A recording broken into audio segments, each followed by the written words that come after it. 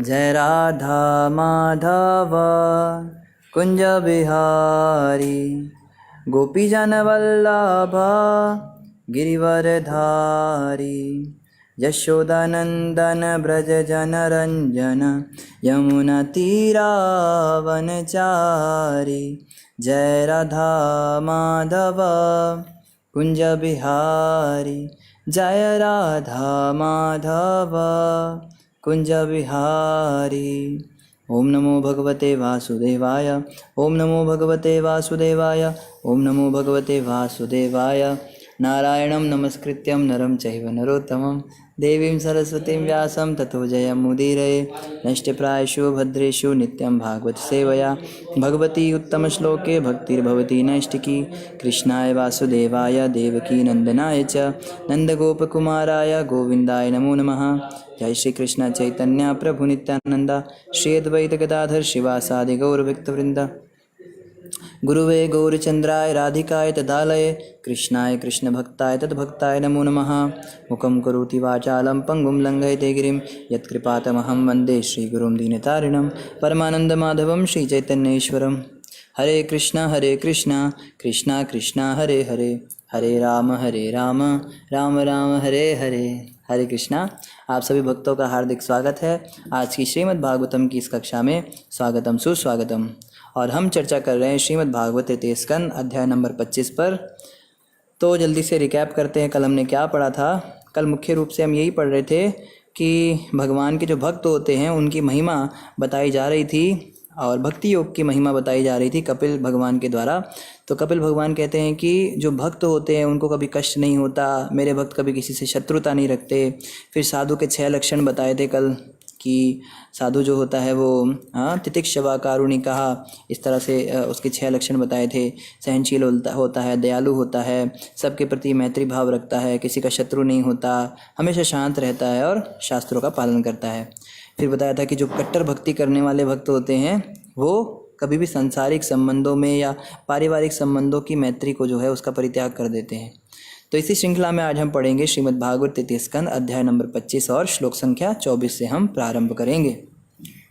तो यहाँ बताया जा रहा है, हे माते, हे साध्वी, ये उन महान भक्तों के गुण हैं जो समस्त आसक्तियों से मुक्त हैं। तुम्हें ऐसे पवित्र पुरुषों की संगति करनी चाहिए क्योंकि ऐसी संगति भौतिक आसक्ति के समस्त कुप्रभावों को हरने वाली है।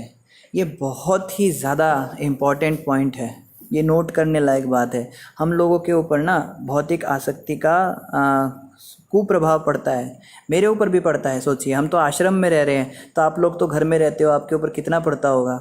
जब हम ऐसे लोगों से मिलते हैं जो कृष्ण से विमुख हैं, जो अभक्त हैं, मतलब नास्तिक नहीं हैं तो आस्तिक, भगवान में मानते हैं या देवी देवताओं में मानते हैं, लेकिन भक्त नहीं है भगवान के। ज़रूरी नहीं हर आस्तिक व्यक्ति भगवान का भक्त हो सकता है वो निराकार ब्रह्म का उपासक हो सकता है वो देवी देवताओं की पूजा करने वाला हो। तो ऐसे जो अभक्त होते हैं, जो कृष्ण की भक्ति नहीं करते, ऐसे लोगों से जब हम मिलते हैं तो उसका बड़ा कुप्रभाव हम पे पड़ता है। क्योंकि ऐसे लोग जो कृष्ण से प्रेम नहीं करते वो स्वाभाविक रूप से माया से प्रेम करते हैं। क्यों? वो देवी देवताओं की पूजा भी इसीलिए कर रहे हैं कि उनको माया मिल जाए। धनम देही रूपम देही सुंदरीम भार्या देही देही देही देही धन संपत्ति घर आवे कष्ट मिटे तन का ओम जय जगदीश हरे। या एक है ना लक्ष्मी माता की आरती, जय लक्ष्मी माता मैया जय लक्ष्मी माता, खान पान का वैभव सब तुमसे आता। मेरा खान पान का वैभव आपके कारण होगा। लक्ष्मी माता मुझे बढ़िया खान पान दे दो, बस खाने के लिए तेरी ज़िंदगी रह गई। अरे खाने के लिए तो जानवरों की ज़िंदगी है ना। हाथी रोज़ का 2 मन खाता है, तो 20 किलो या 100 किलो खा खा के इतने हाथी पल रहे हैं। तो ये तो हाथियों को भी मिल रहा है ना खान पान का वैभव। ये क्या मांगने की चीज़ है? तो ये लोग इस तरह की चीज़ें मांगते हैं। तो ऐसे लोगों की भी संगति हम करते तो हमारे अंदर भी इनका प्रभाव पड़ जाता है। आप देखोगे ना, ज़्यादा हम ऐसे लोगों से मिलते हैं तो हमारा दिमाग भी थोड़ा घूमने लगता है, थोड़ा सा अंदर अंदर कुछ लगता है कि चलो भगवान कृष्ण का नाम तो जप रहे हैं, महामंत्र का जाप कर रहे हैं, पर जाता क्या है? इस देवता की भी पूजा कर लेते हैं, ये व्रत भी कर लेते हैं, थोड़ी ये भी उपासना करके देख लेते हैं, थोड़ा 16 सोमवार कर लेते हैं, शनिदेव के 40 शनिवार कर लेते हैं, तो असर पड़ जाता है ऐसे लोगों की संगति का। और उससे क्या होता है, उससे ये होता है कि हमारी जो चेतना है वो दूषित हो जाती है, भक्ति से हम गिरने लग जाते हैं। तो यहाँ पे बताया जा रहा है जो ऐसी संगति, भौतिक आसक्ति के समस्त कुप्रभाव है, उसको हरने का एकमात्र तरीका क्या है। अब कोई कहे प्रभु जी हम कट के भी तो नहीं रह सकते ना, हमारे रिश्तेदार हैं, नातेदार हैं, तो रिश्ते नाते वाले हैं, परिवार के लोग हैं, दोस्त हैं, माँ बाप हैं, बच्चे हैं, ये लोग तो कृष्ण भक्त हैं नहीं, तो क्या हम इनको छोड़ दें, क्या इनसे मुंह मोड़ लें। लेकिन कैसा ऐसे हो सकता है, ये पॉसिबल ही नहीं है। तो इसका क्या तरीका है, आप देखो ना, हमारे जो मान लीजिए किसी का पति भक्त नहीं है या किसी की पत्नी भक्त नहीं है, तो हम उनको छोड़ तो सकते नहीं, लेकिन उनके साथ भी नहीं रह सकते, क्योंकि साथ रहेंगे तो उसका असर हम पे पड़ेगा, और उनको छोड़ देंगे तो हम कर्तव्य से विमुख हो जाएंगे। तो क्या करें। तो देखो यहाँ पे बताया हुआ है, इसका एकमात्र तरीका है, जो उनसे हमें संदूषण हो रहा है, जो उसका कुप्रभाव हम पे पड़ रहा है ऐसे लोगों से मिलने का, उसको काउंटर करने के लिए हम क्या करें, ऐसे पवित्र पुरुषों की संगति करें। कैसे पवित्र पुरुषों की, उन महान भक्तों की हे माते, हे साध्वी, ये उन महान भक्तों के गुण हैं जो समस्त आसक्तियों से मुक्त हैं। हमें ऐसे महान भक्तों का संग करना है जो समस्त आसक्तियों से मुक्त हैं। भक्त भी कई तरह के होते हैं, हमें ना भक्त भी अपने जैसे अच्छे लगते हैं। जो ज़्यादा विरक्ति की बात करता है, वैराग्य की बात करता है, वो भक्त हमें पसंद नहीं आता। जो हमारे जैसा होता है, हाँ हम भी तो भक्त हैं ना, हम तो जाते हैं, वहाँ भी जाते हैं, प्रोग्राम में भी जाते हैं, हम तो शादी फंक्शन में भी जाते हैं, हम तो कोल्ड ड्रिंक भी पीते हैं, कुछ दिक्कत नहीं है, हम तो कभी कभी चाय भी पी लेते हैं, हाँ कोई बात नहीं है। तो हम कहते हैं ये भी तो भक्त हैं, तो वो वाले भक्त हमें ज़्यादा अच्छे लगते हैं, ये भक्त बढ़िया लगते हैं, इनके साथ हम रहेंगे, हम इन्हें फॉलो करेंगे। और बोलते ना, वो वाले जो प्रभु जी हैं ना, वो मुझे अच्छे नहीं लगते, वो बड़ी विरक्ति की बातें करते हैं, वो कहते संसार में कुछ नहीं है, घर बार छोड़ो, ऐसा करो वैसा करो। कहते वो प्रभु जी की बात मत सुनो, वो तो ऐसे ही बोलते रहते हैं, उनका तो यही काम है, वो तो सब छोड़ छाड़ के आ गए ना, अपना ही घर बार छोड़ दिया, बेचारे का कुछ रहा नहीं, तो वो तो ऐसी बातें करेंगे, उनकी बात मत सुना करो, आप हमारे साथ रहा करो। हाँ आप बड़े अच्छे लगते हो हमें। लेकिन यहाँ पे बताया जा रहा है ऐसे भक्तों की संगति करनी है जो समस्त आसक्तियों से मुक्त हैं, जिनके मन में किसी चीज़ के प्रति आसक्ति नहीं, किसी व्यक्ति के प्रति आसक्ति नहीं, जो परम विरक्त हैं। क्योंकि कपिल मुनि को पता है कि जब हम आसक्ति वाले भक्तों के साथ रहेंगे तो हमारी आसक्ति ही और बढ़ेगी, और उसकी कोई कमी थोड़ना है, उसको बढ़ाना, वो तो पहले ही बढ़ रही है। हम अपने घर के अंदर परिवार के लोगों से और मित्रों से और रिश्तेदारों से घिरे हुए हैं, या ऑफिस में जाते हैं तो वहाँ तो और भी गंदी हालत है, ऑफिस के अंदर कैसे कैसे लोग रहते हैं, उनके बीच में हमें रहना पड़ता है। या फिर हम स्कूल कॉलेज में जाते हैं तो वहाँ पे भी यही हाल है। तो ऐसे लोगों के बीच में रह के तो ऑलरेडी हमारी आसक्ति ही बढ़ रही है, तो उस आसक्ति को काउंटर करने के लिए विरक्ति वाले लोगों के साथ भी तो रहना पड़ेगा ना। इसलिए जो विरक्त महात्मा होते हैं, ऐसे जो भक्त होते हैं, इनकी संगति अगर हम रेगुलर बेसिस पे रखें तो हमारा जो है काउंटर हो जाता है। नहीं तो क्या होगा, नहीं तो यही होगा कि भाई जैसे फ़ोन होता है ना, फ़ोन आप सुबह से लेकर रात तक यूज़ करते हैं तो उसकी बैटरी जो है डाउन होने लगती है, फिर रात को उसको चार्जर पे लगा के सो जाते हैं। इससे क्या होता है, उसकी बैटरी फुल हो जाती है और सुबह फिर उसको यूज़ करने के वो लायक हो जाता है। अब मान लो आप 3-4 दिन तक फ़ोन को चार्ज ही ना करो तो क्या होगा, मर ही जाएगा। सेम ऐसे ही हमारी चेतना है। जब हम भौतिक संसार में रहते सुबह से लेकर रात तक भौतिक लोगों के साथ भौतिक बातें कर रहे हैं, भौतिक स्तर पे काम कर रहे हैं, तो हमारी जो है स्पिरिचुअल बैटरी डाउन हो जाती है। हम देखते हैं कि शाम को जब हम घर आते हैं तो हमारी चेतना बड़ी गंदी हो जाती है, मन में बस यही सब घूम रहा होता है, क्या क्या किया, ये बनाना है, वो घर करना है, वो प्रॉपर्टी वहाँ है, उसको पैसे दिए थे, कल ये सब्जी लानी है, इसका फीस भरना है, बस ये सब दिमाग में चल रहा होता है। लेकिन जब हम भक्तों की संगति करते हैं किसी भी प्रकार से, चाहे हम उनकी पुस्तकें पढ़ते हैं, चाहे हम भागवत सुनते हैं, चाहे हम जप करते हैं, तो उससे क्या होता है, बैटरी चार्ज होने लगती है।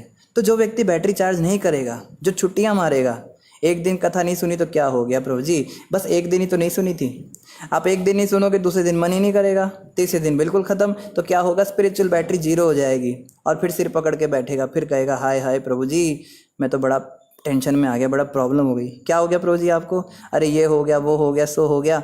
उसको बोलो भागवत सुन रहे हो आप? नहीं नहीं, भागवत सुने में तो मुझे 2-3 हफ्ते हो गए, पर फिर भी मैं थोड़ा बहुत कभी कभी चला लेता हूँ। अरे तो जब आप बैटरी को चार्ज ही नहीं करोगे तो फिर क्या होगा? डिस्चार्ज ही होगी वो। तो इसीलिए क्या बता रहे हैं, पवित्र पुरुषों की संगति अवश्य करनी चाहिए और रेगुलर बेसिस पे करनी चाहिए, छुट्टियां नहीं मारनी चाहिए इसमें।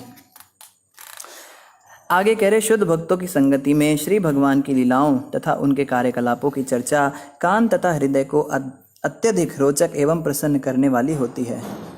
तो यहाँ बता रहे हैं, जो शुद्ध भक्तों की संगति में भगवान की लीलाएं सुनते हैं, भगवान के कार्यकलाप सुनते हैं, भगवान ने ऐसा किया वैसा किया, ये चर्चा कान और हृदय को अत्यधिक रोचक और प्रसन्न करने वाली हैं। हमारे कानों के अंदर ना एक बड़ा आनंद आ जाता है, हृदय के अंदर आनंद आता है। अरे वाह, मज़ा आ गया, मतलब आज तो बड़ा बड़ा अच्छा लगा ये कथा सुन के। तो ये कथा का प्रभाव है।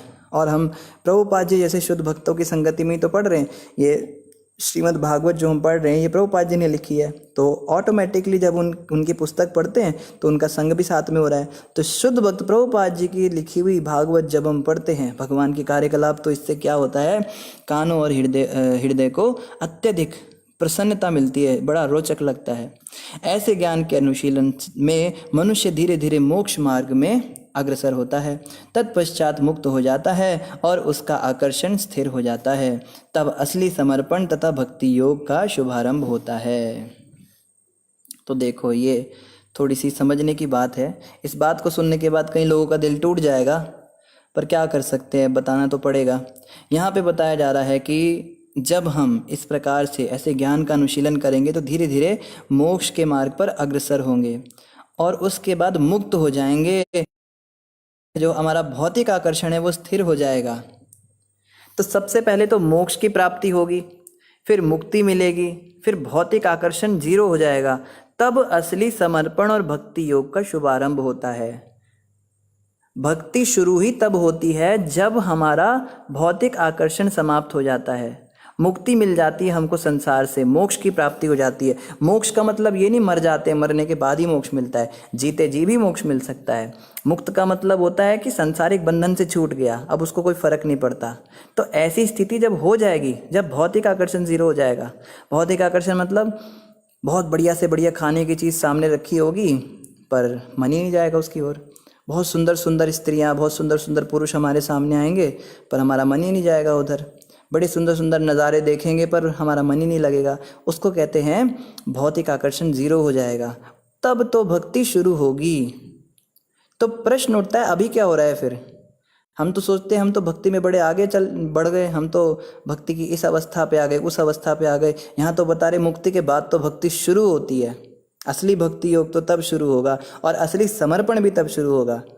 हम कहते हैं ना कि हम तो बड़े समर्पित हैं, हमने तो गुरु जी को समर्पण कर दिया, हमने तो भगवान को अपनी जीवन की डोरी सौंप दी। बस जी, हम तो यही सोचते हैं ठाकुर जी का घर है, बस क्या हमारा कुछ नहीं है, सब ठाकुर जी का है, सब ये बच्चे ठाकुर जी के हैं। बड़ी बड़ी बातें हम करते हैं, लेकिन भौतिक संसार से हमारी आसक्ति बनी हुई है। तो समझना चाहिए कि अभी समर्पण का स भी नहीं आया हमारे जीवन में।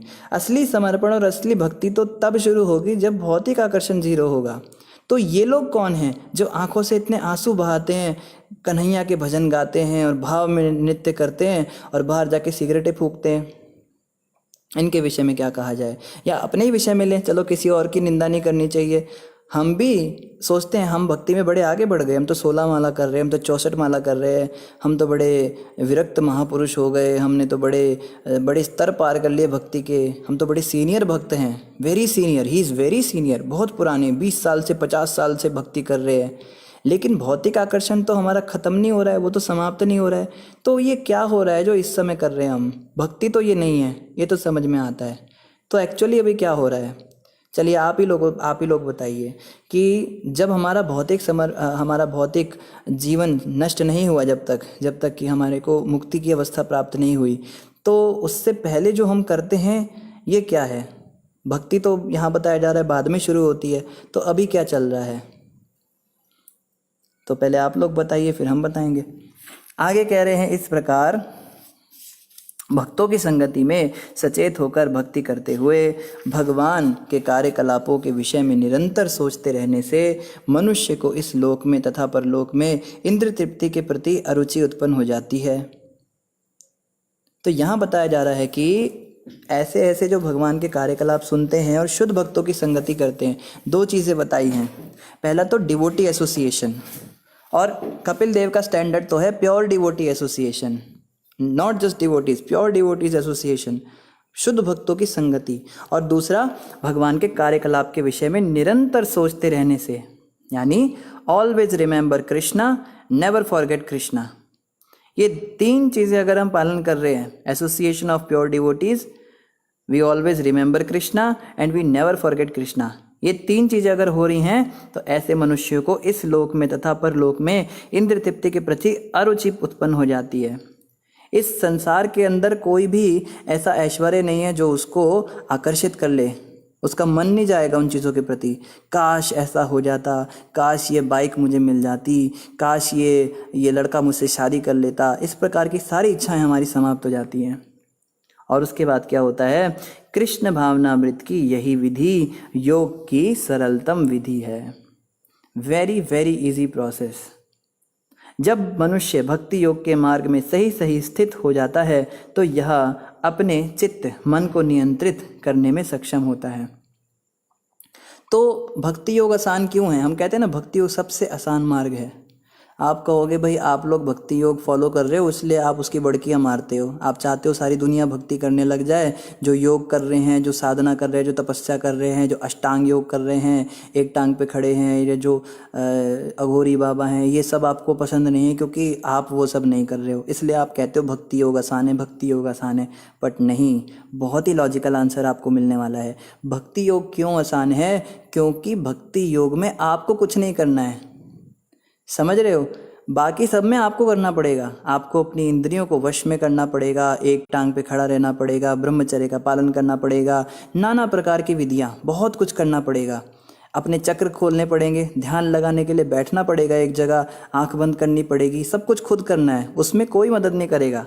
इवन निराकारवाद में क्या होता है, एक बार बस दीक्षा लेने के लिए गुरु होने होते हैं, वहाँ पे गुरु बनाना एक फॉर्मेलिटी होती है। बस एक बार गुरु धारण कर लिया, उसके बाद कौन गुरु कौन चेला, मैं तो हूँ अकेला। फिर जो है अकेले रास्ते पे जाना होता है, फिर गुरु मदद नहीं करते, गुरु बस मंत्र दे देते हैं, तरीका बता देते हैं, फिर करना सब कुछ खुद ही होता है। वहाँ कोई कृपा और ये सब चीज़ें नहीं होती, तो वहाँ पे सब कुछ खुद ही करना पड़ेगा। और ये भक्ति योग क्या है, यहाँ पे केवल दो चीज़ें करनी है, एक तो शुद्ध भक्तों की संगति करनी है और एक भगवान की संगति करनी है, बस। फिर जो करना है वो दोनों करेंगे। शुद्ध भक्त कृपा करेंगे, सपने में आएंगे, आदेश देंगे, उपदेश देंगे, शक्ति देंगे, भगवान हृदय के अंदर से प्रेरणाएं देंगे, सब कुछ अपने आप होगा, सारे नियमों का पालन अपने आप होगा। भक्ति योग इतना बढ़िया है, यहाँ पे खुद कुछ नहीं करना, यहाँ पे भगवान और गुरु ये दोनों हमारा चार्ज संभाल लेते हैं और ये हमें आगे आगे बढ़ाते हैं। ये फ़ायदा है भक्ति योग का, इसलिए कहते हैं भक्ति योग आसान है। एक तो है व्यक्ति जो चढ़ते हैं ना, कई लोग वैष्णो देवी जाते हैं तो पहाड़ चढ़ रहे हैं, सीढ़ियाँ चढ़ रहे हैं, हाय हाय दर्द हो रहा है, ऐसे मर रहे हैं, ये कर रहे हैं, वो कर रहे हैं। और दूसरा व्यक्ति जो है वो जा रहा है, उसको जो है गधे पे बैठ के जा रहा है। ऐसा मान लीजिए गधे के ऊपर बिठाते हैं ना, उसमें कहीं गधे खच्चर लेके घूम रहे होते हैं, वो उस पर बैठ के आराम से मज़े से जा रहा है। तो कौन ज़्यादा आसान रास्ते पर है? ये तो है, ये अपनी मेहनत से जा रहा है, वो जो है उसको किसी व्यक्ति ने गधा दे दिया, भाई इस पे बैठ के चला जा। तो और जो रास्ते हैं उनमें क्या है, खुद ही सब करना है। और भक्ति योग में गुरु और भगवान क्या करते हैं, गधा हमको दे देते हैं, हमको सुविधा दे देते हैं, हमको प्रेरणा दे देते हैं, हमको शक्ति दे देते हैं, सब कुछ दे देते हैं, बस अब वो अपने आप चलेगा। इसलिए क्या कह रहे हैं, भक्ति योग जो है सबसे सरलतम विधि है। अशोक सपोलिया जी ने आंसर दिया है। अशोक प्रभु कह रहे हैं वार्म अप चल रहा है गुरुजी। तो बड़ा अच्छा और बड़ा ही इजी समझने वाली बात आपने की, वार्म अप चल रहा है। जब हम एक्सरसाइज करने जाते हैं ना, किसी जिम में जाते हैं या कहीं जाते हैं, तो पहले वार्म अप करना होता है। तो पहले शरीर को गर्म करते हैं, उसके बाद हम एक्सरसाइज मतलब अभी तो बस तैयारी कर रहे हैं, अपने मन को बना रहे हैं, हाँ एक्सरसाइज करनी है। तो बिल्कुल आपने बड़े अच्छे से समझाया। अभी जो हम कर रहे हैं ना, ये भक्ति की तैयारी चल रही है, अभी भक्ति शुरू नहीं हुई, अभी हम जप करना सीख रहे हैं। अभी जब थोड़ा ना होता है, थोड़ी देर माला फेरते हैं फिर मन कहीं भाग जाता है, कभी हाथ में मोबाइल चल रहा होता है, कभी टीवी देखते हुए माला कर रहे होते, बातें करते हुए माला कर रहे होते, ये कोई माला है? तो अभी तो बस हम सीख रहे हैं, और जितना ज़्यादा टाइम हम लगाएंगे ना उतना ज़्यादा टाइम लगेगा। जिसको जल्दी सीखना है वो जल्दी गंभीर होगा, जिसको देर से सीखना है वो देर से सीखेगा। रामवृत प्रभु कह रहे प्रैक्टिस, ये भी सही जवाब है। अभी हम लोग प्रैक्टिस कर रहे हैं हेलीकॉप्टर से। हेलीकॉप्टर से समझ में नहीं आया प्रभु जी, थोड़ा और एक्सप्लेन कीजिए आप। राघव प्रभु कह रहे हैं अभी हम भटक रहे हैं ये भी ठीक है, राघव जी ने भी सही कहा, अभी हम बस भटक रहे हैं, हम ट्राई कर रहे हैं अलग अलग चीज़ों को। कभी हम ये भी करते हैं, कभी हम शिव जी के मंदिर चले जाते हैं, फिर करते करते हम गणेश जी के मंदिर चले जाते हैं, फिर वहाँ पे हमको बताते हैं, हम उसको ट्राई करते हैं, फिर वो हमको समझ में नहीं आता, फिर हम थोड़ा इस्कॉन आ जाते हैं, फिर यहाँ पे बताया जाता है, चैंटिंग वगैरह सिखाया जाता है, फिर हम थोड़ी देर ये प्रैक्टिस करते हैं। हमने देखा है दीक्षा भी हो जाती है, ब्राह्मण दीक्षा भी हो जाती है, फिर भी लोग छोड़ के चले जाते हैं, क्योंकि वो भी ट्राई वाले अवस्था में है। वो जस्ट जैसे राघव प्रभु कह रहे हैं अभी भटक ही रहे हैं, तो उन्होंने थोड़ा देखा, दीक्षा लिया, वो हो गया, ये हो गया, फिर बाद में उनको समझ में नहीं आया या उनसे कुछ अपराध हो गए, फिर वो चले गए, फिर वो कुछ और ट्राई कर रहे हैं, तो अभी बस हम भटक ही रहे हैं। हाँ, वैष्णो देवी वाली अपने एग्जाम्पल दी, बड़ी अच्छी प्रभु जी। प्रभु जी कह रहे हैं गधे पे नहीं, भक्ति योग में तो हेलीकॉप्टर में बैठ के वैष्णो देवी ले जा रहे हैं। सोचिए, ये देखो आजकल तो हेलीकॉप्टर भी चल गया ना, गधे का, हम गधे वाले ज़माने के ही रह गए, प्रभु जी हेलीकॉप्टर के ज़माने की बात कर रहे हैं। तो आजकल जो है लोग हेलीकॉप्टर में बैठ के सीधे ज़मीन पे से बैठे हेलीकॉप्टर पे सीधे माता के चरणों में पहुंच गए, कोई मेहनत नहीं। तो ये भक्ति योग में और अन्य रस्तों में अंतर है। बहुत अच्छा आपने बताया प्रभु जी। तो जो इसका वैसे सही आंसर है, ये भी आंसर सही है। बात यह है कि जैसे खेती का एग्जांपल दिया जाता है, आप में से अगर किसी ने खेती करी हो या देखी हो, तो जब तक बीज नहीं डलता तब तक अन्न नहीं उगेगा। आप कितना भी पानी दे दो, कितना भी धूप दे दो, कितना भी हल चला लो, उस धरती से कुछ नहीं उपजने वाला, क्योंकि बीज ही नहीं है। लेकिन अगर आप बीज सीधे डाल दो तो बीज पड़ा रह जाता है धरती के ऊपर, और वो चिड़िया खा जाती है या वो गल जाता है, उसको जो है वो उगता नहीं है। इसलिए बीज डालने से पहले भी हमको खेत में हल चलाना पड़ता है। बीज डालने से पहले ही वास्तव में मेहनत होती है। असली मेहनत तो बीज डालने से पहले होती है। बीज डालने के बाद क्या होता है, बस बीज आपने डाला, बारिश आई, सब अपने आप होगा, धूप अपने आप लगेगी, पानी अपने आप लगेगा। तो जिसने जितना अच्छा खेत को जोता होगा, जिसने जितनी अच्छे हल चलाए होंगे उसके ऊपर बीज डालने से पहले, उसका बीज उतनी जल्दी प्रस्फुटित होता है। तो जब दीक्षा लेते हैं हम गुरु से, तो गुरु हमारे हृदय में भक्ति का बीज डालते हैं, फिर वो जो है उगना शुरू होता है। लेकिन दीक्षा लेने से पहले जो हमने भक्ति की है वो हल जोतने जैसा है। जिसने जितना अच्छा खेत के अंदर हल चलाया होगा उसका बीज उतना बढ़िया बनेगा। इसलिए अभी जो हम कर रहे हैं इसको हमें बहुत ज़्यादा स्ट्रिक्टली करना है। अभी भक्ति शुरू हुई नहीं है, लेकिन भक्ति का बीज जब मिलेगा उस समय पे यही बात का अंतर होगा कि हमने पहले कितनी अच्छी तैयारी कर रखी है। तो अभी हम जितना ज़्यादा नाम जप करें, जितना ज़्यादा कथा श्रवण करें, जितना ज़्यादा हम भक्तों का संग करें, जितना हम पुस्तकें पढ़े प्रभुपाद जी की, ग्रंथों का अध्ययन करें, उतना ही ज़्यादा हमको बेनिफिट मिलेगा जब हमें हमारे हृदय में भक्ति का बीज डाला जाएगा। या जो बाद में मुक्ति की अवस्था आएगी, वो मुक्ति की अवस्था उतनी ही जल्दी आएगी जितना हम अभी मेहनत करेंगे। आगे कह रहे हैं जब मनुष्य भक्ति योग के मार्ग में सही सही स्थित हो जाता है तो यह अपने चित्त मन को नियंत्रित करने में सक्षम होता है। तो अभी हम अपने मन को नियंत्रित नहीं कर पाते। हम कहते हैं ना प्रभु जी मेरा मन बड़ा विचलित है, मेरा मन कभी ये करता है, कभी वो करता है, कभी यहाँ चला जाता है, जब में मन नहीं लगता, कथा सुनते सुनते भी मन भाग जाता है ना, ऐसा होता है हमारे साथ। तो मन अभी हमारे वश में नहीं, लेकिन उस व्यक्ति का मन वश में हो जाता है, नियंत्रित हो जाता है, जो भक्ति योग के मार्ग में सही सही स्थित होता है। तो सही सही शब्द बड़ा ज़रूरी आया है यहाँ पे। भक्ति योग में तो हम सब भी स्थित हैं, हम भी भक्ति के नियमों का पालन कर रहे हैं। मांस मछली अंडा प्याज लहसुन नहीं खा रहे, शराब बीड़ी सिगरेट गुटखा खैनी तम्बाकू चाय कॉफ़ी नहीं पी रहे, अवैध स्त्री पुरुष संग नहीं कर रहे, जुआ सट्टा नहीं खेल रहे, लॉटरी शेयर मार्केटिंग नहीं कर रहे, 16 माला का जप कर रहे, सुबह मंगल आरती उठ रहे हैं, और एकादशी, कल एकादशी है, आप सभी कल एकादशी का भी व्रत करें, तो एकादशी का भी हम पालन कर रहे हैं। सब नियम कर रहे हैं हम, तो इतने सारे नियम पालन करने के बावजूद भी हमारा मन कंट्रोल में क्यों नहीं है? क्योंकि यहाँ पे बताया है भक्ति योग के मार्ग में सही सही स्थित है, हम गलत गलत स्थित हैं। गलत गलत और सही सही में क्या अंतर है? सही सही का मतलब जो गुरु, साधु और शास्त्रों के द्वारा बताई गई बात है। जो बातें गुरु ने बताई हैं, जो बातें शास्त्रों ने बताई हैं, जो बातें साधुओं ने बताई हैं, वही अगर हम पालन कर रहे हैं, केवल वही करते हैं जैसे उन्होंने बताया, एज इट इज़ वैसा करते हैं, तो हम सही सही हैं। लेकिन जब हम अपना बुद्धि लगा देते हैं, गुरुजी ने तो ऐसा कहा है, पर ये बात तो ऐसी स्थिति में उन्होंने कही थी या उस व्यक्ति के लिए कही थी, मेरे साथ तो ऐसा नहीं है। शास्त्रों में ये बातें लिखी हैं, लेकिन शास्त्रों में ये भी लिखा है तो मैं इसका नहीं उसका पालन करूँगा। और साधुओं की तो बात ही मत कीजिए, साधुओं से तो हम लड़ने ही लग जाते हैं। प्रभु जी आप कैसे ये बात कह रहे हो? नहीं मुझे समझ में नहीं आ रही है, नहीं आपने ऐसा कैसे बोला, ये बात तो ऐसे होनी नहीं चाहिए, आप लॉजिकली ठीक नहीं हो, ऐसे ठीक नहीं हो। साधुओं का तो मुँह ही बंद कर देते विचारों का। तो गुरु और साधु और शास्त्र के हिसाब से जब हम नहीं चलते तो हम क्या करते हैं? हम गलत गलत स्थित होते हैं भक्ति योग में। उसके कारण हमारा जो समर्पण भाव नहीं बन पाता।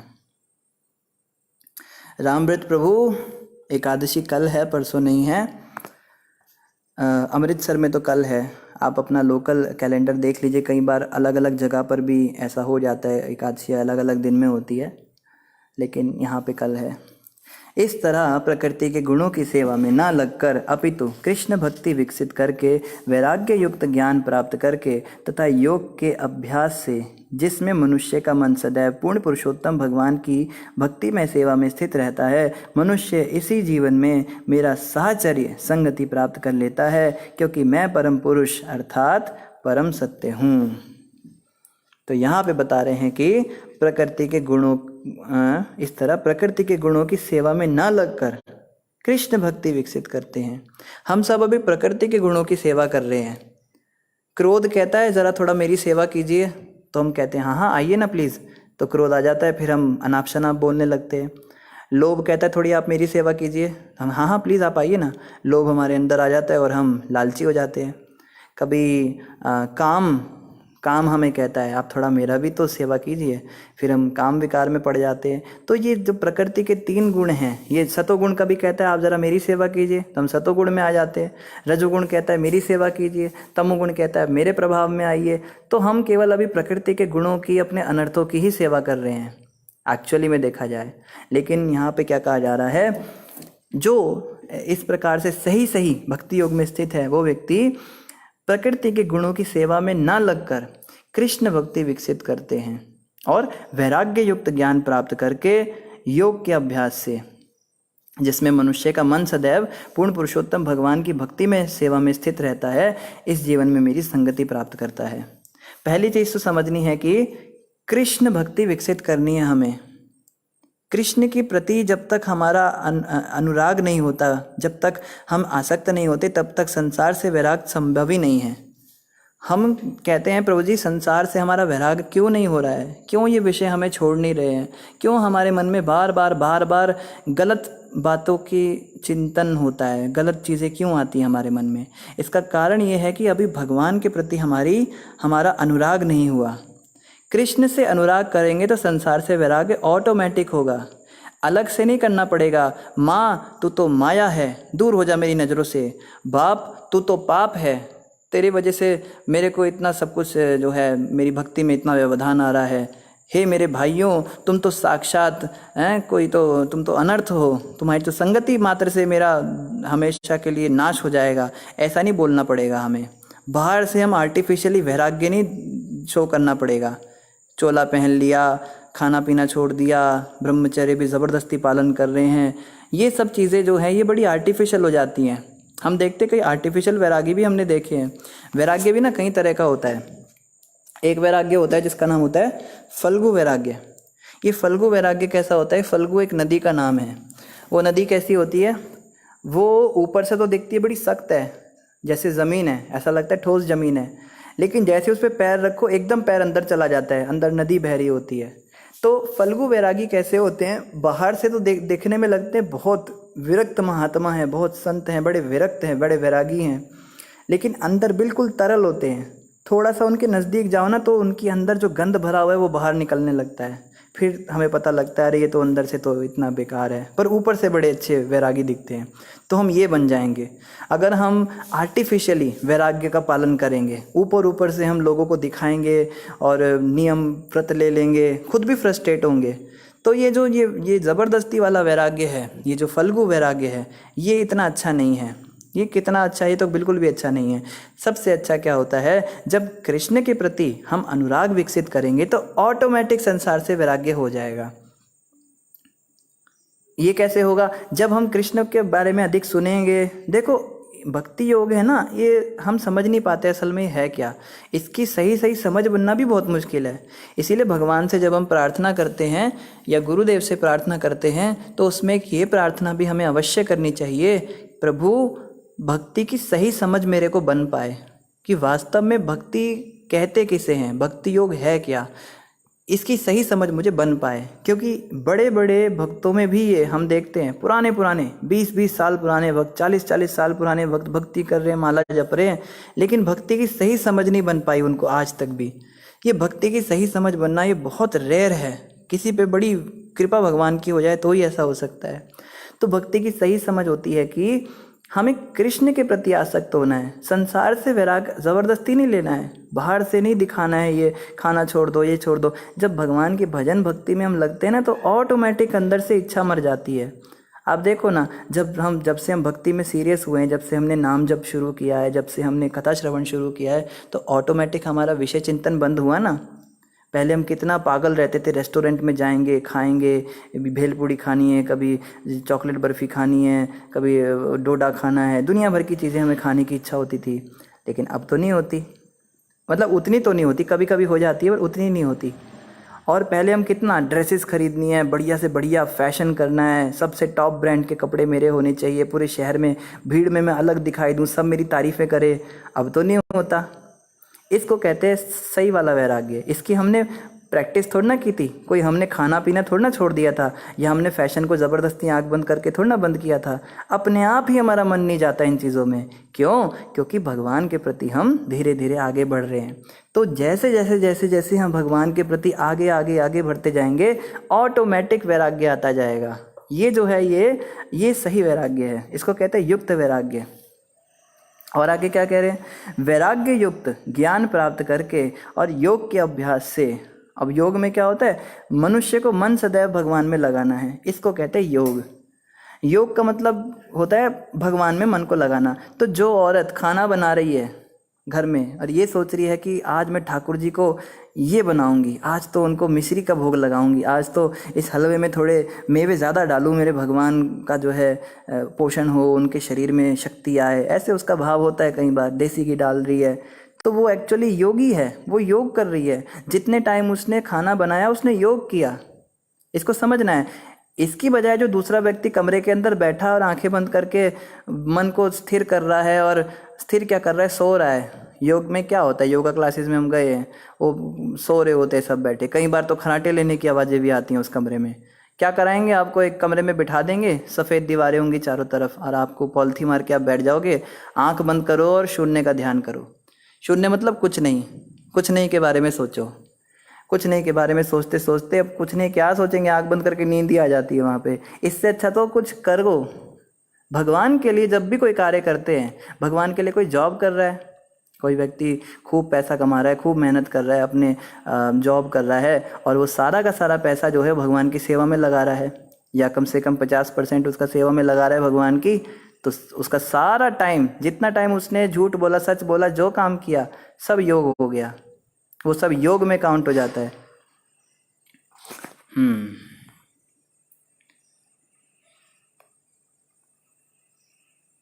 मायापुर प्रभु जी, कल या परसों एकादशी मायापुर वाले कैलेंडर में परसों को है। तो रामृत प्रभु जी आपके हिसाब से परसों ही होगी, आप जहाँ पे रह रहे हैं। शिवांगी माता कह रही, प्रभु जी कृपया मुझे बताएं, क्या काम क्रोध लोभ मोह को रोकने का हमें खुद प्रयास करना होता है, या हरि नाम का जप करके ये बुराइयां खुद खत्म हो जाती हैं? तो माता, जब हमें क्रोध का वेग आता है, या काम आता है, या ये सब चीज़ें आती हैं, उस समय अगर हम उसको रोकने की कोशिश करते हैं तो वो स्प्रिंग की तरह रुकता है। जैसे स्प्रिंग होता है ना, उसको जितना दबाओ उतना जोर से बाहर निकलता है।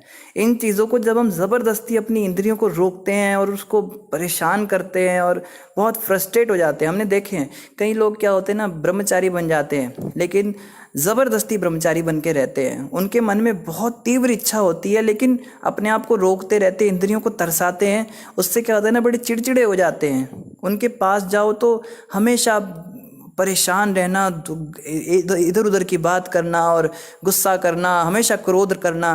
तो जितना हम अपनी इंद्रियों को ज़बरदस्ती इन चीज़ों से बचाने के प्रयास करेंगे तो इसको तो समझना है कि कहीं ना कहीं से निकलेगा। जैसे प्रभुपाद जी एग्जाम्पल देते थे, हमको फोड़ा हो जाता है कई बार, तो जो हाथ में फोड़ा हुआ उसको दबा देते हैं हम कि चला जाए। वो हाथ में दबाते पैर में निकल जाता है, उसको पैर से दबाते गर्दन में निकल जाता है। तो आप काम को रोकोगे, काम वेग को रोकोगे तो क्रोध में बदल जाएगा, क्रोध आ जाएगा। क्रोध को रोकोगे लोभ में बदल जाएगा। तो ये चीज़ जो है ये इतनी अच्छी नहीं है, जैसा कि शास्त्रों के अंदर बताया है। भगवान कृष्ण कहते हैं जो व्यक्ति बाहर से तो बहुत वैराग्य की बातें करता है और अंदर अंदर वो जो है ये काम क्रोध लोभ इनके चक्कर में पड़ा रहता है, वो मिथ्याचारी कहलाता है। मिथ्याचारी मतलब डुप्लीशियस पर्सन, दो चेहरे लेके घूम रहा है, एक बाहर का चेहरा और है और एक अंदर का चेहरा दूसरा ही उसका होता है। तो वो बनना जो है अच्छी बात नहीं। तो फिर क्या करना चाहिए, जब काम क्रोध ये सब आते हैं ना, तो बस एक ही चीज़ याद करनी चाहिए, हे कृष्ण मुरारी, श्री कृष्ण मुरारी, अपनी माया से मेरी रक्षा करो। चिल्लाना चाहिए भगवान के आगे। जब हम देखो बच्चे को जब मच्छर काटता है, छोटा बच्चा है पालने के अंदर, उसको कुछ नहीं आता, वो मच्छर को हटाना भी नहीं आता, उसको पता भी नहीं मच्छर काट रहा है क्या हो रहा है, उसको दर्द हो रहा है बस।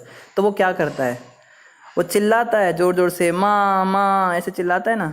माँ भी नहीं, उआ उआ करता है जो छोटा बच्चा होता है। तो माँ तुरंत आ जाती है, मेरा बच्चा क्यों रो रहा है। फिर वो देखती है, अरे मच्छर तेरी इतनी हिम्मत। वो माँ उस मच्छर को पकड़ के ऐसे मसलती है, बस उसको तो सारा गुस्सा उसके मच्छर पे निकल जाता है। तो मच्छर की जब पूरा चटनी बना देती है, उसके बाद बच्चे को उठाती है गोद में और बच्चे को प्यार करती है। तो जब हम भगवान को पुकारते हैं ऐसे समय में, जब हम गुरुदेव को पुकारते हैं तो वो हम पे कृपा कर देते हैं, तो ये चीज़ें चली जाती हैं। लेकिन स्वयं से अगर हम प्रयास कर रहे हैं तो नहीं जाएंगी। लेकिन ऐसा भी बताया है कि हम खाली गुरुदेव पे छोड़ दें, भगवान पे छोड़ दें कि भगवान मेरी रक्षा कर दो, और बैठ गए और लगे हुए हैं उसी काम में, जो जिस काम को करने की वजह से हमारे अंदर ये विकार उत्पन्न हो रहे हैं उसको भी करते जा रहे हैं, और ऊपर ऊपर से कह रहे हैं भगवान बचाओ भी मुझको, बचा लो बचा लो। तो वो जो है वो दोगलापन है। जैसे बच्चा चिल्ला भी रहा है, माँ माँ भी कर रहा है, और वो मच्छर उड़ा रही है तो मच्छर को भी पकड़ ले रहा है हाथ से और वापस अपने हाथ पे ला रहा है, काट मुझे। तो उसको तो देख के माँ भी कहेगी कैसा दोगला बच्चा है ये, रो भी रहा है और मच्छर को भी पकड़ के अपने ऊपर बार बार ला रहा है कि ये काटे। तो वो कहती है मर तू, इस मच्छर के साथ ही मर। फिर वो जितना भी चिल्लाए, माँ माँ करे, माँ समझ जाती है ये तो दोगला है। तो ऐसा नहीं बनना हमको। ऊपर ऊपर से हम चिल्ला रहे हैं हे भगवान रक्षा करो रक्षा करो, और काम भी किए जा रहे हैं, तो काम भी छोड़ने पड़ेंगे, पाप कर्म छोड़ने पड़ेंगे, उस कार्य को करना छोड़ना पड़ेगा, उन लोगों से मिलना छोड़ना पड़ेगा जिन लोगों के साथ रहने से हमारे अंदर ये विकार उत्पन्न होते हैं, उन आदतों को छोड़ना पड़ेगा जिन आदतों के कारण हमारे अंदर ये विकार आते हैं, उन लोगों की संगति से दूर रहना पड़ेगा जिन लोगों के कारण हमारे अंदर ये विकार आते हैं, उस विचारधारा को भी छोड़ना पड़ेगा जिस विचारधारा के कारण हमारे अंदर ये विकार आते हैं। तब गुरुदेव और भगवान भी अपना काम करते हैं और ये सारे के सारे जो हैं ये विकार मच्छर की तरह मसल देते हैं भगवान, और कहते हैं तू आराम से पालने में झूल। हवा भी दे देते हैं और पालना भी झुला देते हैं, और कभी कभी गोद में भी उठा लेते हैं थोड़ी देर के लिए। बहुत भाव आ जाता है, आंखों से आंसू बहने लगते हैं कई बार। तो ये सब भी वो कभी कभी करते हैं ताकि हमको अच्छा लगे। तो उम्मीद है माता आपको समझ में आया होगा। माता कह रही है प्रभु जी क्योंकि भगवान कृष्ण आँखों के सामने दिखते नहीं हैं, इसलिए उनकी प्रति अनुराग पाना बहुत मुश्किल लगता है। तो माता देखो, आँखों के सामने तो भगवान दिखते नहीं हैं, लेकिन भक्ति जो है श्रद्धा का विषय है। यहाँ पे हमें ना देखो, भक्ति योग जो है ना थोड़ा सा मुश्किल भी है, क्योंकि यहाँ पे कुछ दिखता नहीं है, यहाँ बस बातें होती हैं। भक्ति करोगे तो तर जाओगे, लेकिन हम देखते भक्ति जिसकी कर रहे हैं वो व्यक्ति हमें दिखता नहीं, भगवान हमें दिखते नहीं, कुछ भी हमको मतलब प्रैक्टिकली हमें दिखता नहीं, हमारे सींग सर पे सींग नहीं उग जाते, हमें कैसे पता लगे भक्ति में हम आगे बढ़ रहे नहीं बढ़ रहे। 20 साल पुराना भक्त भी वैसे ही कपड़े पहन के वैसा ही प्रसाद खा रहा है, और अभी जो नया नया है वो भी वही प्रसाद खा रहा है, वो भी ऐसे ही बैठा है, वो भी हंसी मजाक कर रहा है, ये भी हंसी मजाक कर रहा है, तो दिखता नहीं है यहाँ पे कुछ। बाकी रास्ते पे क्या होता है ना, कुछ सालों के बाद कुछ सिद्धियां आ जाती हैं तो वो हवा में उड़ने लगता है या भभूति निकालने लगता है तो दिखता है उसका। लेकिन यहाँ पे सब कुछ श्रद्धा के ऊपर चलता है, यहाँ पे विश्वास करके चलना होता है कि नहीं असर पड़ रहा है, हो रहा है, काम हो रहा है। भगवान कृष्ण मुझे दिखते भी हैं, ऐसी बात नहीं सबको नहीं दिखते, मीरा जी को दिखे थे, तुकाराम जी को दिखे थे, प्रहलाद जी को दिखे थे। और इस कलयुग के अंदर अभी अभी 100-150 साल पुरानी बात है, राजेंद्र दास महाराज जी इतने सारे संतों की कथा सुनाते हैं, आप भी सुन सकते हो उसको। वो रियल एग्जांपल्स देते हैं। अभी 50 साल पुराने एक संत थे, वो बता रहे थे कृष्ण को मैं सामने सामने देख पा रहा हूँ। इवन प्रभुपाद जी से एक बार किसी न्यूज़ रिपोर्टर ने पूछा, स्वामी नहीं फिर से हम भूल गए, न्यूज़ रिपोर्टर नहीं, एक भक्ति दासी थी, प्रभुपाद जी की शिष्या थी। तो भक्ति जो थी वो बड़ी भोली भाली सी थी, तो अंग्रेज़ थी वो। तो प्रभुपाद जी को पूछती है, बच्ची थी अभी, कि आपने भगवान कृष्ण को देखा है? तो प्रभुपाद जी समझ गए ये बेचारी बड़ी भोली सी है, तो प्रभुपाद ने कहा हाँ देखा है। तो बेचारी थोड़ी संकोच करके पूछती है कि कितनी बार देखा है? प्रभुपाद कहते हैं हर क्षण देख रहा हूँ, बिल्कुल आमने सामने, जैसे तुमसे बात कर रहा हूँ ऐसे मैं कृष्ण से बातें करता हूँ। और प्रभुपाद जी ने कई बार बताया था कि मैं जब पुस्तकें लिख रहा होता हूँ ना, प्रभुपाद जी कई बार अपनी पुस्तकें खुद भी पढ़ते थे। तो भक्तों ने पूछा, प्रभुपाद जी हम तो आपकी पुस्तकें पढ़ते समझ में आता है, आप अपनी लिखी हुई पुस्तकें क्यों पढ़ रहे हैं? ये तो आपको पता ही है बातें, तब तो आपने लिखी हैं। प्रभुपाद कहते नहीं मैंने नहीं लिखी, मैं बस पेन हिलाता हूँ और भगवान मुझे डिक्टेट करते हैं, भगवान मुझे बोलते हैं अब ये लिखो अब ये लिखो, और मैं लिखता जाता हूँ। तो ये तो अभी 50 साल पुरानी बात है। देखो प्रभुपाद जी अभी तो हुए थे 50-60 साल पहले, या अभी भी इवन आज भी ऐसे शुद्ध वैष्णव आचार्य तो हमें भी दिखेंगे, कृष्ण हमें ज़रूर दिखेंगे, इस बात का पूरा विश्वास होना चाहिए। और जब वो दिखने लगेंगे तो सारी प्रॉब्लम सॉल्व हो जाएगी। लेकिन जब तक दिखते नहीं तब तक श्रद्धा के भरोसे हमें अपनी गाड़ी चलानी पड़ेगी, तब तक श्रद्धा तो रखनी पड़ेगी। आगे यहाँ पे क्या कहा जा रहा है? मनुष्य ऐसी जीवन में मेरा साहचर्य संगति प्राप्त कर लेता है। देखो कपिल भगवान कह रहे हैं इसी मनुष्य जीवन में मैं मिलूंगा उसको। मतलब ऐसा नहीं होगा कि भक्ति करते करते आपको 100-200 जन्म बिताने पड़ेंगे तब जाके मैं मिलूंगा। कह रहे हैं वैराग्य युक्त ज्ञान प्राप्त करो, योग का अभ्यास करो, और कृष्ण के प्रति कृष्ण भक्ति के प्रति आसक्ति विकसित करो, प्रकृति के 3 गुणों की सेवा मत करो। मनुष्य अगर ऐसा करता है तो इसी जन्म में मेरी संगति प्राप्त कर लेगा, क्योंकि मैं परम पुरुष अर्थात परम सत्य हूँ। देवहूति रुवाच। तो कपिल जी ने इतनी सारी बातें बता दी। अभी देवहूति माता बीच में प्रश्न करती हैं। कथा के बीच में जब क्वेश्चंस आते हैं ना तो कथा करने वाले को बड़ा आनंद आता है। ये भागवत कथा के अंदर या भगवत गीता में भी अर्जुन बार बार छोटी छोटी बातों पे कृष्ण से प्रश्न कर रहे हैं, तो कृष्ण एकदम एक्सटेसी में आ जाते हैं और बड़ा लंबा लंबा आंसर देते हैं। फिर अर्जुन कहते हैं ये बात समझ में आ गई, ये बताओ। तो जब कोई व्यक्ति प्रश्न करता है इसका मतलब वो ध्यानपूर्वक सुन रहा है। ऑब्वियसली बाकी लोग भी ध्यानपूर्वक सुन रहे होते हैं, लेकिन जो प्रश्न करने वाला है उसके दिमाग में कंटेम्पलेशन चल रहा है। और प्रश्न भी बेफिजूल के नहीं होने चाहिए। कई लोग सोचते हैं तो प्रश्न करके तो लगता है होशियार बन जाते हैं लोग, तो बेतुके बिना सिर पैर के क्वेश्चन करने लगते हैं। ऐसे लोगों के प्रश्न सुन के जो कथा करने वाला होता है उसको गुस्सा आ जाता है, ये कहाँ से आके बैठ गया। तो प्रश्न भी थोड़े सिर पैर वाले होने चाहिए। तो देवभूति माता कैसा प्रश्न कर रही हैं सुनते हैं।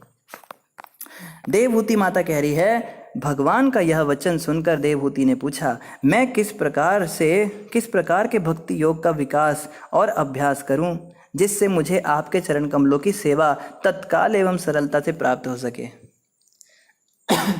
तो देवहूति माता ने एक्चुअली हम सब के बिहाफ पे ये क्वेश्चन किया है। देवहूति माता कह रही हैं, आप मुझे कोई ऐसा तरीका बताइए, आपकी बातें बहुत अच्छी लगी, शुद्ध भक्तों की संगति करो, ये करो, प्रकृति के गुणों का वो करो, ये बातें सुनने में बहुत अच्छी लग रही हैं, बट प्रैक्टिकली मैं अपनी बात करूं, मैं एक स्त्री शरीर में हूं और बूढ़ी होने वाली हूं, और आप जो हैं मेरे पुत्र के रूप में प्रकट हुए हैं, आप मुझे क्या करो, मैं किस प्रकार के भक्ति योग का विकास और अभ्यास करूं, मुझे ऐसा कोई रास्ता बताओ जिससे मुझे आपके चरण कमलों की सेवा तत्काल और सरलता से प्राप्त हो जाए।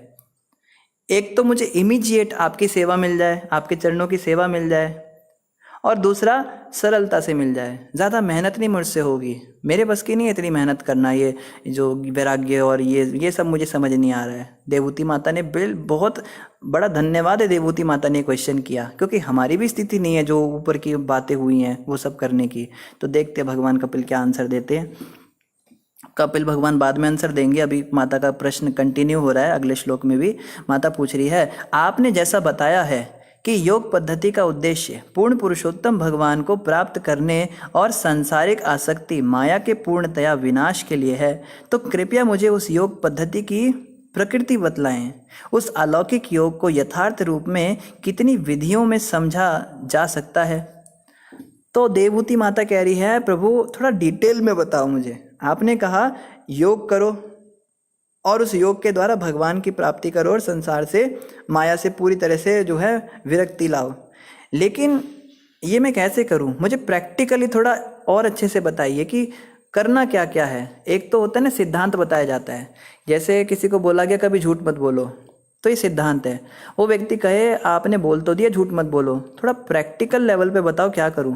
फिर वो कहता है अच्छा, जब आपके सामने ऐसी परिस्थिति आए तो आप उसको इस तरह से जवाब दो, आपके सामने ऐसा हो कोई व्यक्ति गलत कर रहा है तो आप उस समय आवाज़ उठाओ। ये प्रैक्टिकल बातें बताता है जो रिलेट कर पाते हैं, तो जो है वो ज़्यादा समझ में आती है।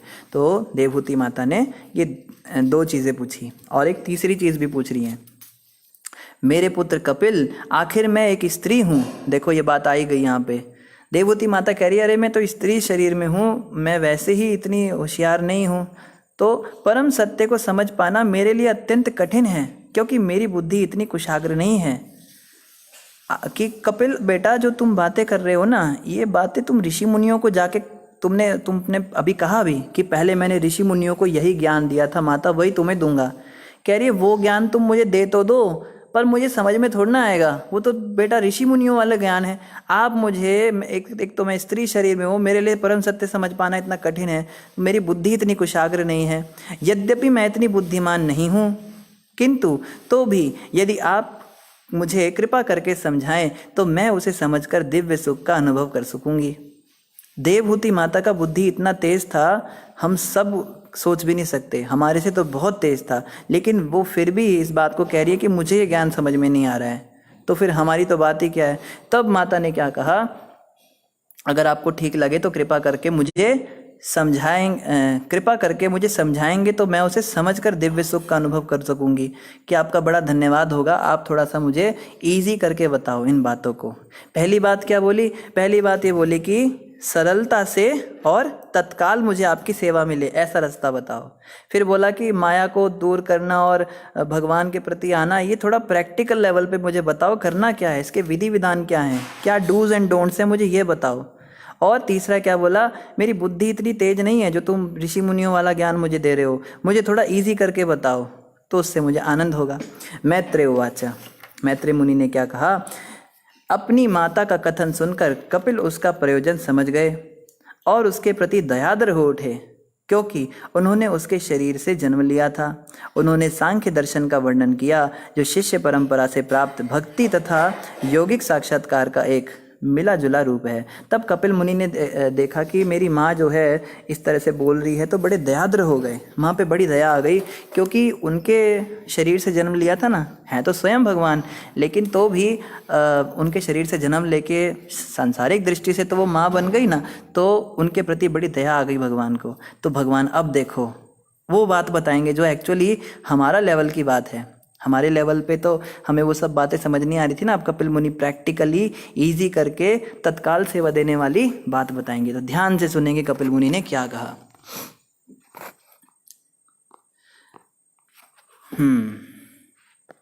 देवहूति माता को कपिल मुनि ने क्या कहा, श्री भगवानु वाचा, भगवान कपिल ने कहा, ये इंद्रियां देवों की प्रतीकात्मक प्रतिनिधित्व हैं और इनका स्वाभाविक झुकाव वैदिक आदेशों के अनुसार कर्म करने में है।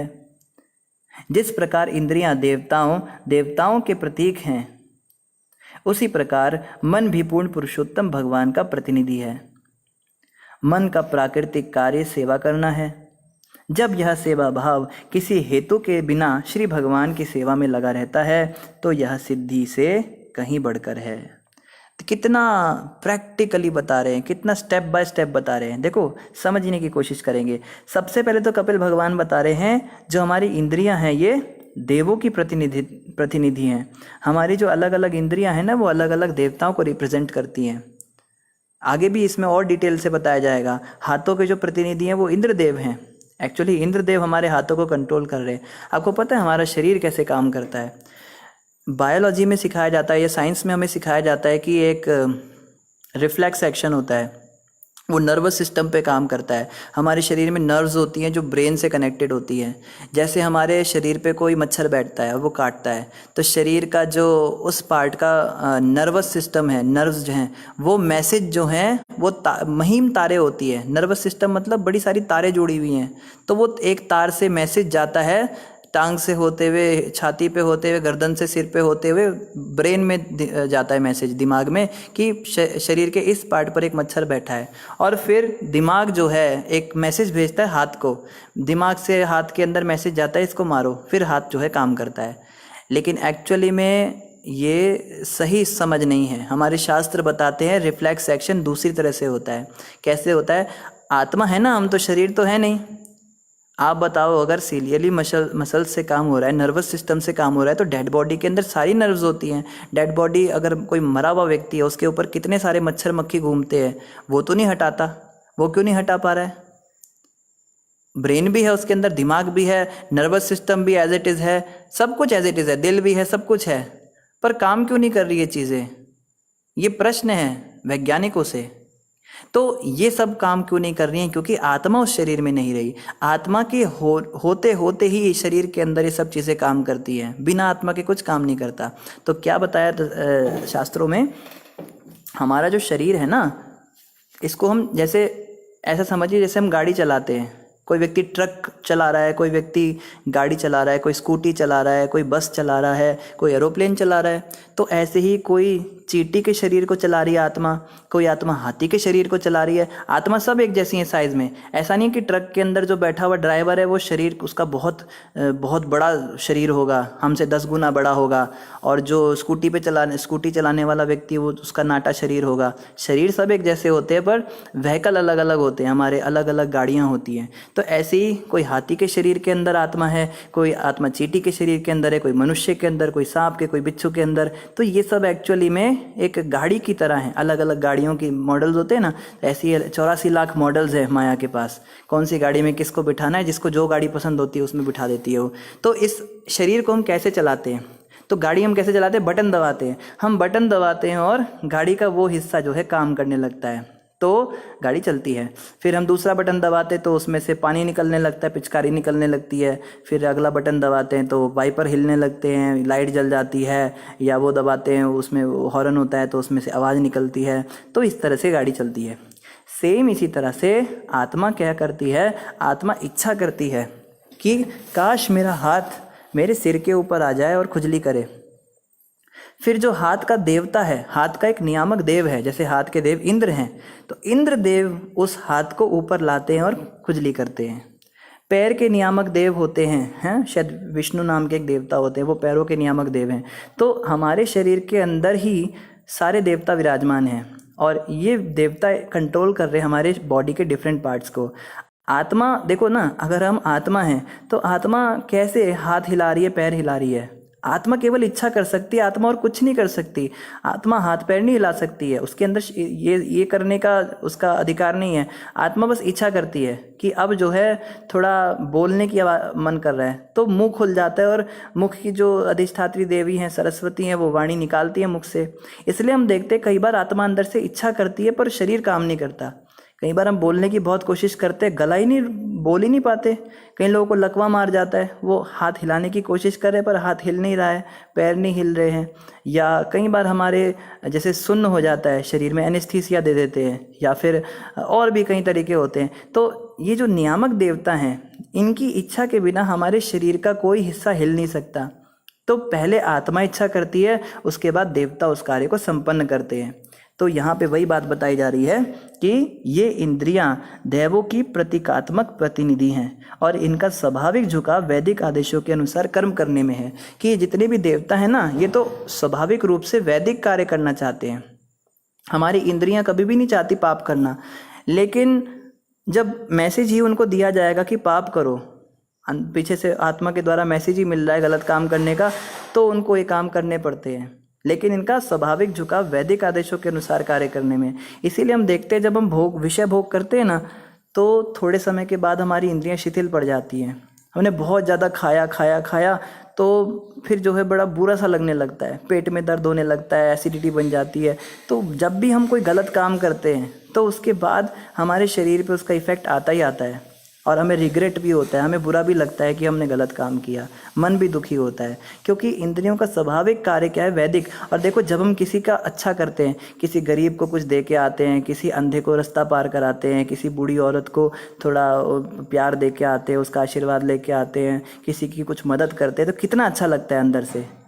क्यों इतना अच्छा लगता है हमें? क्योंकि वैदिक आदेशों का हमने पालन किया। वैदिक आदेशों के अनुसार जब हम कार्य करते हैं, इंद्रियों को लगाते हैं, तो ये सुखी रहती हैं और मन भी प्रसन्न रहता है। लेकिन जब हम उसका उल्टा करते हैं तो ये दुखी रहता है। इसमें क्या बता रहे हैं? जिस प्रकार इंद्रियां देवताओं की प्रतीक हैं, उसी प्रकार मन पूर्ण पुरुषोत्तम भगवान का प्रतिनिधि है। इसमें जो मन है ना हमारा, ये भगवान विष्णु का प्रतिनिधि स्वरूप है। मन का प्राकृतिक कार्य सेवा करना है। हम सब मन से सेवा करना चाहते हैं। हम देखिए ना किसी की सेवा कर ही रहे हैं। आदमी कितना भी कहे ना, कोई कितना भी ईगो वाला हो, कोई कितना भी अहंकारी व्यक्ति हो, वो भी किसी ना किसी की सेवा करता है। कोई अपनी पत्नी की सेवा कर रहा है, कोई पति की सेवा कर रहा है, कोई बच्चों की सेवा कर रहा है, कोई माँ बाप की सेवा कर रहा है, कोई NGO खोल लेता है, समाज की सेवा कर रहा है। कोई व्यक्ति कहे भाई मैं किसी की सेवा नहीं करता, तो वो अपनी सेवा कर रहा है, वो अपनी इंद्रियों का तर्पण कर रहा है। तो ये और कुछ नहीं मिलता तो बुढ़ापे में लोग कुत्ता पाल लेते, कुत्ते की सेवा करते हैं, कुत्ते को नहला रहे हैं रोज़, उसको पिस्सू निकाल रहे हैं, उसकी जुएं छांट रहे हैं, उसको घुमा रहे हैं। और विदेशों के अंदर तो यहाँ तक बताते हैं, अगर आपके कुत्ते ने रास्ते पे मल त्याग कर दिया तो आपको वो मल खुद ही उठाना पड़ेगा उस कुत्ते का और डस्टबिन में डालना पड़ेगा, नहीं तो आपका चालान कट जाएगा। तो वहाँ के लोग जो है साथ में हाथ में वो लेके घूमते हैं, पॉलीथीन लेके घूमते हैं। कुत्ता जैसे ही कुछ करने वाला होता है तो तुरंत उसको नीचे ला देते हैं। तो ये वहाँ का जीवन। तो या तो कुत्ते की सेवा कर रहे, किसी की सेवा कर रहे। प्रभुपाद जी कहा करते थे, if you do not serve God then you will serve dog. अगर आप भगवान की सेवा नहीं करते हो तो आप कुत्तों की ही सेवा करोगे। हम देखते हैं शाम को यहाँ पे गली में इतने लोग निकलते, कुत्ता घुमाने के लिए निकलते हैं, लड़के निकलते हैं, लड़कियाँ निकलती है, बूढ़े भी निकलते हैं, कुत्ते को घुमा रहे हैं। और एक्चुअली में कुत्ता उन्हें घुमा रहा होता है, कुत्ता भाग रहा होता है, जहाँ जहाँ उसको जाना है वो उसके पीछे पीछे, एक हाथ में मोबाइल चल रहा है, एक हाथ में कुत्ता पकड़ रखा है, पता नहीं कहाँ कहाँ ले जा रहा है वो कुत्ता उनको। तो ये लोगों को बोलो भाई भक्ति करो, मंदिर नहीं हम मिलते हैं ना कईयों को, हम बोलते हैं प्रभु जी आप आजकल मंदिर, टाइम नहीं मिलता जी, हमें समय नहीं है हमारे पास, मंदिर आने का समय नहीं है। जप नहीं करते आप, जप का टाइम कहाँ है हमारे पास, हम तो बड़े बिजी रहते हैं, हम ये है वो है, दुनिया भर के काम बता देंगे। वो लोग 15 मिनट तक आपको या 1 घंटे तक आपको रीज़न बता देंगे कि वो 10 मिनट जप क्यों नहीं कर सकते। समझ रहे हैं? 1 घंटे तक वो आपको केवल रीज़न ही बताते रहेंगे, इसलिए मैं जप नहीं कर सकता 10 मिनट। ये हालत है इन लोगों की। तो इस प्रकार से मन का स्वाभाविक कार्य है सेवा करना। और आगे कहते हैं, जब यह सेवा भाव किसी हेतु के बिना श्री भगवान की सेवा में लगा रहता है तो यह सिद्धि से कहीं बढ़कर है। यही सेवा भाव जब भगवान में लग जाता है, जब हमें कुछ अलग से नहीं करना, वही सेवा भाव है।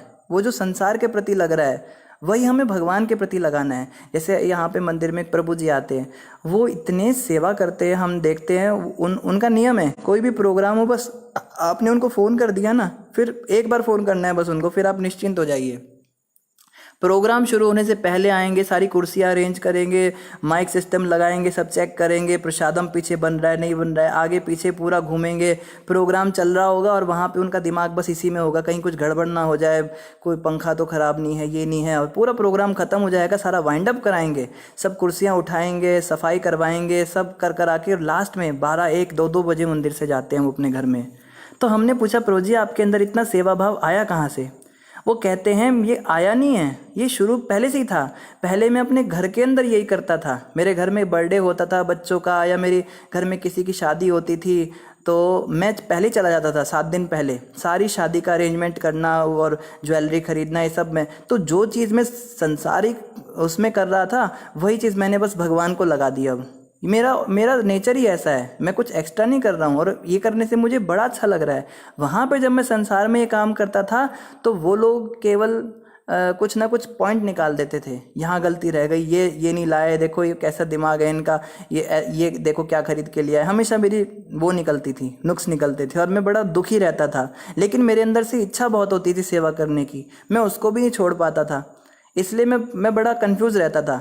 लेकिन यहाँ पे जब मैं वही काम करता हूँ, तो मुझे अंदर से भी इतना आनंद मिलता है, और भक्त लोग भी खुश होते हैं। फिर भक्त जब खुश होते हैं तो उनको देख के मुझे और आनंद मिलता है।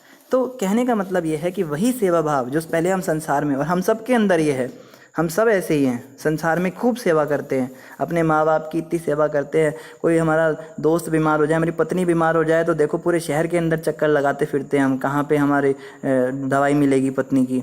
और जब कोई भक्त बीमार होता है तो हम कहते हैं, वो फ़ोन करता है, प्रभु जी मैं बीमार हो गया। हाँ बीमार हो गए, अच्छा मैं ज़रा फ़ोन करके आपको बताता हूँ। वो किसी और को टरका देगा, अरे वो बीमार हो गए प्रभु जी, उनको देखो आप ज़रा, वो किसी और को फ़ोन करेगा। या भक्त कभी कहेंगे, प्रभु जी थोड़ा पैसों की ज़रूरत है, मेरे पास कुछ कमी हो गई। प्रभु जी पैसे कहाँ से लाऊँ, मेरे पास पैसे नहीं है। ये आदमी अपने बच्चे को 15-15 हज़ार का मोबाइल दिलाएगा, 20-20 हज़ार का मोबाइल दिलाएगा, और बाद में उसी बच्चे से जूते भी खाएगा। वो बच्चा आगे इसको कहेगा तुमने किया क्या है मेरे लिए, फिर भी उसके लिए करेगा। ये अपनी पत्नी को खूब महंगी महंगी साड़ियाँ दिलाएगा, डायमंड के सेट दिलाएगा, लेकिन उस भक्त को बेचारे को 100-200 रुपये नहीं देने इसे। इससे पता लगता है कि हमारी चेतना कैसी है। हमारी चेतना भगवान के प्रति सेवा ना करके संसार की सेवा करने में लगी हुई है, और ऐसा करके क्या होता है, केवल हमारा बंधन ही बढ़ता है संसार का। तो कपिल भगवान कह रहे हैं, ये दिव्य सेवा करने का जो भाव है, जब ये भगवान के प्रति हो जाता है, तो यह सिद्धि से भी बढ़कर है। किसी भी सिद्धि की इससे तुलना नहीं की जा सकती। सबसे बड़ी सिद्धि है भगवान के और भगवान के भक्तों के प्रति सेवा को, भाव को बढ़ाना। और इन्हीं शब्दों के साथ आप सभी का धन्यवाद। समय लगभग पूरा हो गया। किसी का कोई प्रश्न हो तो अवश्य आप कमेंट पे डाल सकते हैं। और अयोध्या प्रभु ने लिंक नहीं डाला है, और ना ही वैकुंठ प्रभु ने डाला है, तो दोनों प्रभु जी अपना अपना लिंक डाल देंगे, आप ग्रुप में भी ऐड हो सकते हैं। और महाराज जी का प्रवचन भी आप अवश्य सुनिए। इन्हीं शब्दों के साथ आप सभी का धन्यवाद। हरे कृष्णा, दंडवत प्रणाम। ग्रंथराज श्रीमद् भागवत महापुराण की जय। जगत गुरु श्रील प्रभुपाद की जय। गौर भक्त वृंद की जय। हरे कृष्णा।